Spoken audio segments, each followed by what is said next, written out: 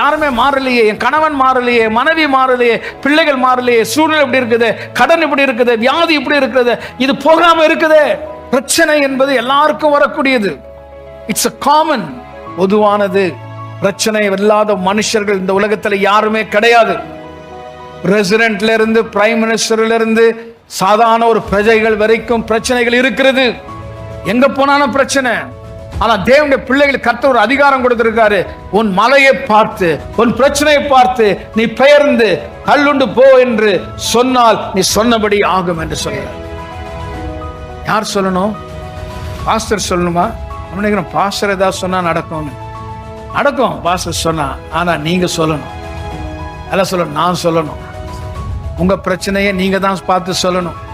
உங்க பிரச்சனையை பார்த்து நான் சொன்னா அது போகும், ஆனா திரும்ப வந்துடும். ஆனா நீங்க சொன்னீங்கன்னா அது அப்படியே போகும்.